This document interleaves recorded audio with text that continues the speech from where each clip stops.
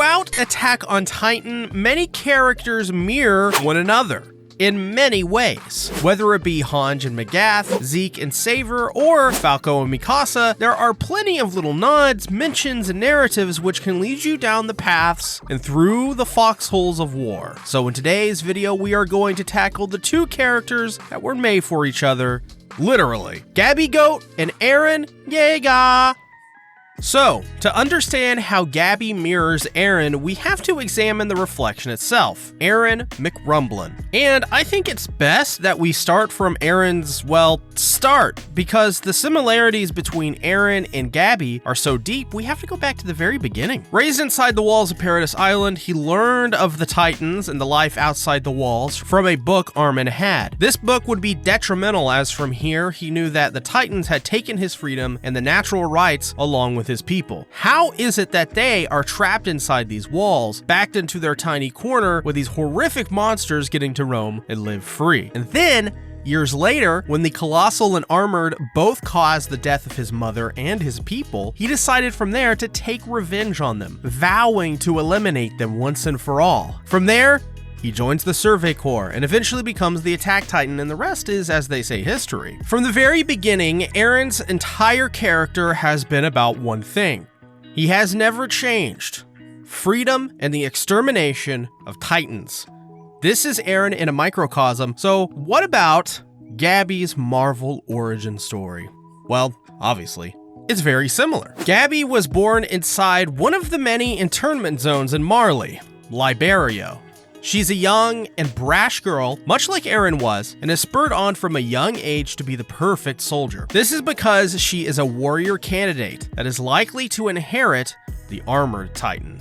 Her duty as a soldier otherwise is to eliminate all Eldians, especially those on Paradis, as she is brainwashed to believe they are the devils of the world. After all, they have done nothing but bring calamity and despair to the world and its people. So, here we have our first example. Both Gabby and Eren are born into worlds where they are told their enemies keep them from being free. Eren, the Titans and those across the sea, and Gabby's Eldians of Paradis. They are both born within the walls of their respective countries, as their authorities have forced them to be located in one area. So because of this, they both strive to, in some sense, achieve the freedom of their people, as they believe they can't be truly free or considered equal if their enemies are the ones which keep them from doing so. Due to this, they have very reckless personalities, both dragging their friends into their issues, never really considering anything around them, or what others think or how they may be perceived. A fantastic comparison for this is in the episode called Assassin's Bullet. This episode is notable for Gabby's ascension to being the true Sasha as she dabs on her grave. In all seriousness though, this is such a great example because on both accounts, they drag their friends into their mistakes and problems. For this episode in particular, Falco tries to convince Gabby that she does not need to go into the Zeppelin, that these other people are just that, and she will be continuing the cycle of hatred and revenge. Gabby's response tells it all. She can't let the enemy get away. They invaded her home, killed her family, killed her people, and thus cannot let them get away. She's an Eldian after all, and she must prove that all Eldians mean something, that they are good, and she'll do that by slaying her enemy. Udo and Sofia really triggered this feeling inside Gabby to seek that revenge, when prior, she was just brainwashed to believe the devils of Paradis were her enemy. And boy, doesn't this tune ring familiar? This episode showed that much like Eren, Gabby had basically the same events play out for her like a cycle. Both were spurred on by the loss of their family. We know what happened to Eren, but it's disturbing how eerily similar their core motivations and characters are. In this sense, it's also fascinating to think that both were raised in such different environments geographically and literally, but all served the same purpose. Though the most fascinating similarity is one that at first doesn't even seem like one. Both Gabby and Eren in some form are brainwashed. And while the methods are different, the outcomes are once again eerily similar. Gabby was told from the very beginning of her life that the Eldians on Paradis Island were responsible for the world's problems. They had tried to take over the world, and thus because of those past transgressions, the world decided to brand any relative to King Fritz or Eldian heritage the enemy. Growing up in this environment as an Eldian herself, and a young child soldier no less, she drank the Kool-Aid, just as all of the other people in her environment had. The government of Marley convinced the Paradisians they are devils, and the world is along for the ride. But despite being in an environment which was on the surface more free, that's also the same for Eren. Because despite being raised in a totally different area, he and his people were brainwashed through the powers of the founding Titan by the 145th King Fritz. He made the Eldians retreat to the walls created by the very Titans that he would then make them believe were the reason for their retreating. He made them believe they were the last of humanity, that nobody should ever want to leave the safety of the walls, that they were sinners deserving of apocalypse. The will of one horrific man would be the reality of so many, and you know what? That's no different from Gabby. And I feel sorry for both of them equally because they were raised in a system which did not allow them to be free and instead brainwashed them. But it's important to understand that while Eren eventually would continue the very same beliefs of the 145th king, Gabby, despite being so similar, would become heroic in a story that originally made her villainous. Gabby became Eren's foil.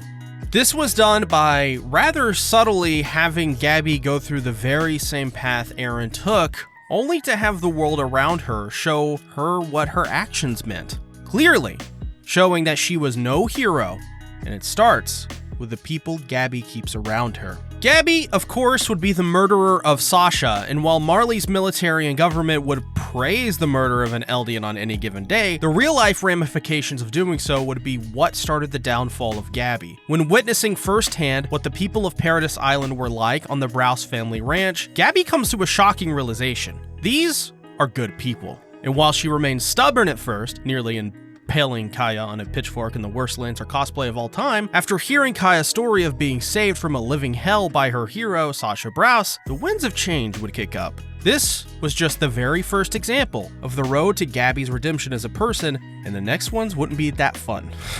Kaya and the Browses, out of the kindness of their hearts, figure out they're Marleyan and thus try their best to get them back home. They would do this by contacting Nicolo, an ex-Marley soldier, in the hopes that he could get them back. But when Nicolo, the man in love with Sasha, who encouraged him to be himself through his cooking, realizes it was the very little pipsqueak in front of him who killed Sasha, swings a spinal fluid-laced wine bottle at Gabby. But Falco once again jumps in the way, bailing out Gabby and taking the full brunt of Nicolo's blow and ingesting Zeke's spinal fluid.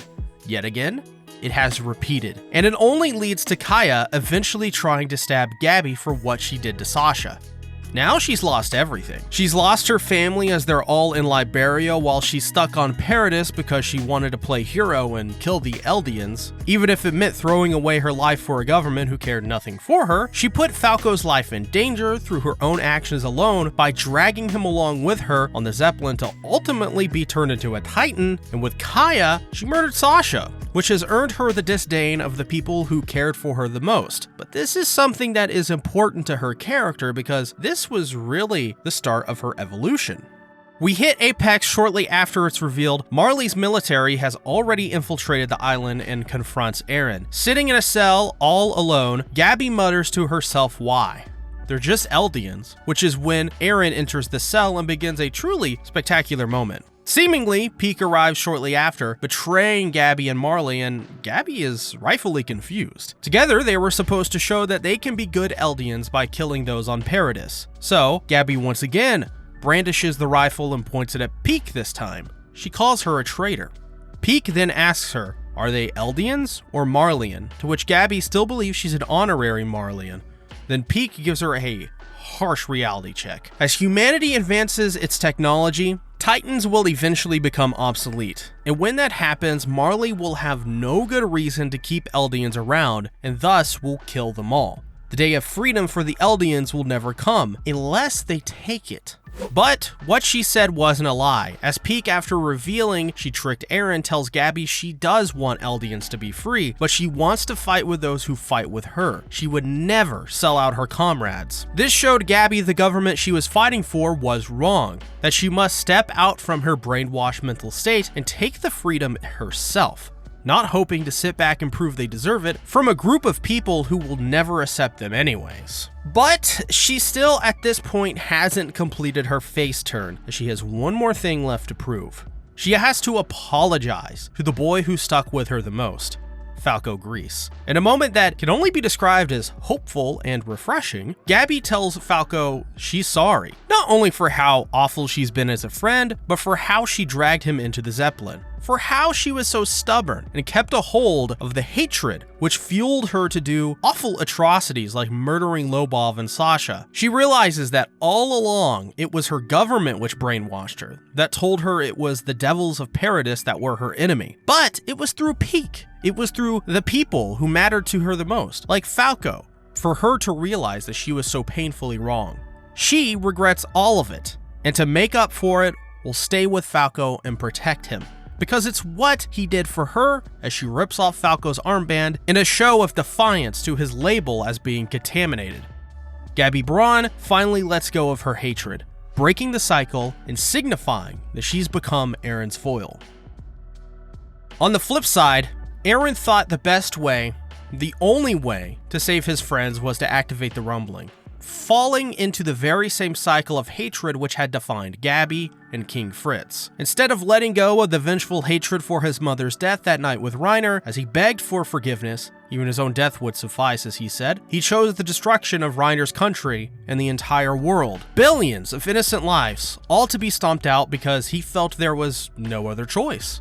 Eren gave into the desperation, into the hatred, into the prejudice. Eren may have felt like there was no other way, and I understand that just as much as anyone else. I mean, what can you do?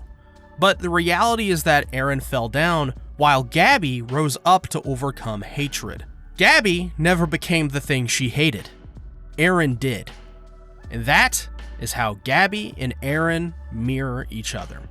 What do you think? Do Gabby and Eren mirror? What are some other of your favorite Attack on Titan characters that mirror? Let me know in the comments below. As well, if you like the content I do here, then consider becoming a patron to get access to exclusive reviews and content. Thank you for watching. Bye-bye.